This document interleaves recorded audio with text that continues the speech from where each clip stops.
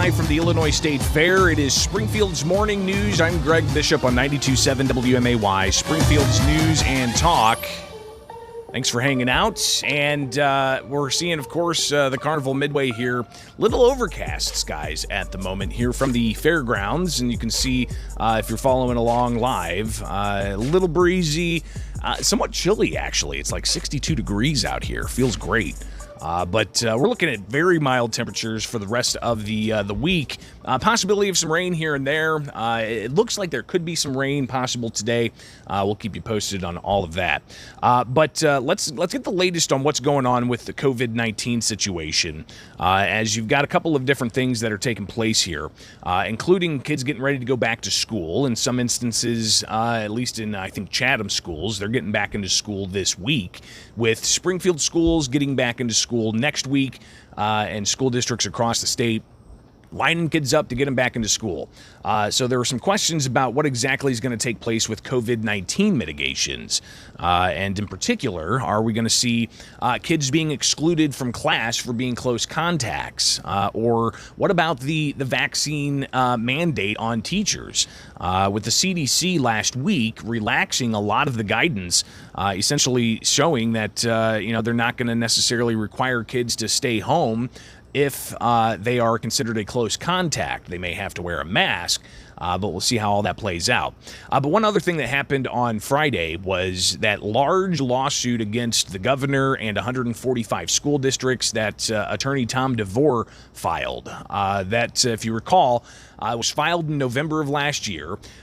In February, Sangamon County Court Judge Raylene Brichot, she issued a temporary restraining order blocking the governor and schools from implementing the COVID mitigation efforts. And then you had the Joint Committee on Administrative Rules, a legislative body at the State House, suspend the governor's emergency rules.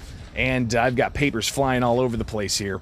As the wind seems to pick up just ever so slightly. Might have to get some counterweights here.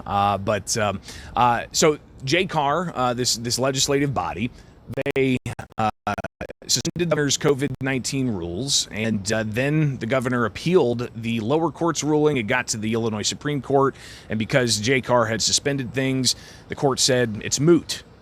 So they kicked the case back down to the lower court. And again, this dealt with mask mandates and exclusion policies for kids who are considered close contacts. And that case was heard last week back in Sangamon County Court, where there were motions to dismiss. And all of these different motions coming from 100-plus schools and even the Pritzker administration.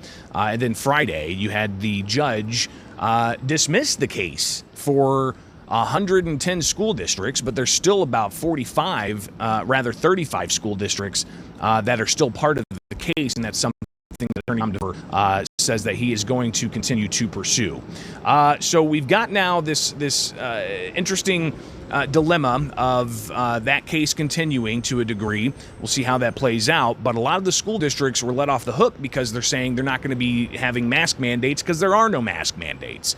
And the governor, again, earlier this year, after the CDC relaxed guidance, after the courts refused to hear his case, they lifted the mandates. But with the CDC now having different guidance in place, that was issued Governor Friday, a series of questions, what he's going to do about the mitigations for schools, in particular, the vaccine mandate on teachers, or the requirement that they have to test regularly.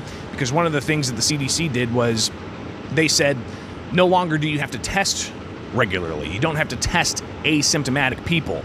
So it's going to be interesting to see how exactly that unfolds for teachers in schools. But I asked the governor, are you going to relax the mitigations? He has since done that through his Department of Public Health and the Illinois State Board of Education. So the guidance reflects what the CDC guidance is. But I also asked him about the perpetual COVID-19 disaster proclamations that are continuing to take place. And then I got reaction from a pretty vocal critic of the continued COVID-19 disaster proclamations, Wirepoints President Ted Dabrowski. So we'll hear the governor question, the governor again, and then Dabrowski reacting to what the governor had to say. And again, this was on Friday outside the Illinois Department of Transportation at a separate news conference. And I'll have Kyle back at the studio. Go ahead and fire that off. We're going to be adopting the CDC's guidance. We're going through it today. There are obviously a lot of components of it. It wasn't just about schools. And so we'll be making an announcement about that as soon as we can. But we want to align with the CDC. I think they're doing good work on this. And we want to make sure our schools, of course, are open, as they have been, by the way, for the last 2 years. I think you keep focusing on the wrong thing. The fact is that those disaster declarations have among them a number of provisions that are executive orders that have been ratcheted down. In fact, we're all the way down to very bare minimum, and we are concurrent with the federal disaster proclamation, which is still in place. And so we'll be leaving that in place to make sure that we're getting the maximum amount of federal funding for the state of Illinois. I want to remind you that Illinois historically has been a donor state to the rest of the country. We don't get back in Illinois the tax dollars that we send to Washington, D.C. We got to get those dollars back, and this is one of the ways that we can do that. But very importantly, this is about making sure that we're dealing with COVID-19, ratcheting all the way down, keeping people safe, because COVID-19 has not gone away. And those that come from the federal government are very helpful for us in order to combat that. 36 other states have dropped their emergency orders, so they are no longer at least relying on emergency orders and disaster proclamations to get money. And I really don't understand, when all of our neighbors have stopped their declarations, when they've stopped relying on federal money, why we continue, why does the Governor Pritzker continue to have his hand out to the federal government? We've already seen the disaster, that inflation that has been created by all the federal spending. And so, we're one of the states perpetuating that problem. Governor Pritzker also can't have it both ways. He can't say he's done a great job of managing COVID and still have, his hands out asking for more money from the federal government. So again, you kind of hear the rationale for continuing the COVID-19 disaster in the state of Illinois. And Illinois is one of about 14 states that has a continued disaster proclamation that started in the spring of 2020. Here we are now in the summer of 2022, and we're continuing the disaster proclamation month by month in order to capture more federal dollars. And when you look at the grand scheme of how much federal money the state of Illinois has gotten across all sectors, it's upwards to $160 billion. This is money that went to, the Paycheck Protection Program, a lot of private businesses getting those dollars. You've got the billions of dollars that are going to K through 12 schools, the billions of dollars that are going to higher education, the billions of dollars that are going to practically every level of government, including here in the city of Springfield. We've gotten, like $35 million, and a lot of that's going to be spent before the next couple of years here. But that's money that the city of Springfield was not expecting. So that flood of money really is what we're looking to capture with the continued COVID-19 disaster proclamations in the state of Illinois. According to Governor J.B. Pritzker, he says that Illinois is a donor state, meaning that we pay out a lot more in federal taxes than we get back in federal taxes. Is this the right way to go about doing that?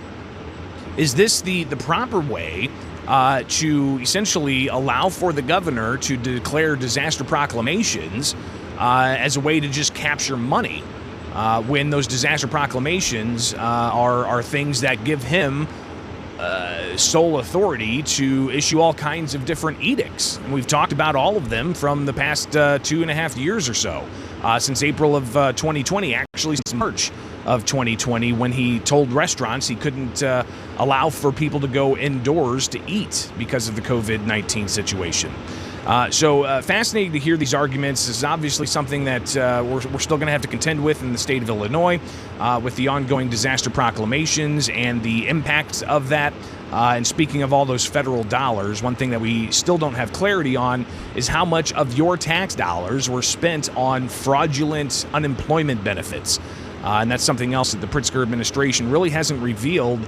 It's taken audits to try to get a sense of it, but even those audits have indicated that the record keeping is not where it should be to be able to show how much your tax dollars were wasted on fraud. And you're still paying on debt from the unemployment system. So all of these things, of course, are adding to the tax burden for Illinoisans, and also adding to what some economists say is inflating our currency by just pumping out all kinds of tax dollars at the Federal Reserve. It just adds onto a spreadsheet and keeps that printing press going. Then you have also the latest actions out of Congress with the Inflation Reduction Act, $700+ billion of spending on a variety of things, from new renewable energy to Medicaid and a whole host of other spending priorities, while they hire 80,000 new IRS agents and go to do more tax collections.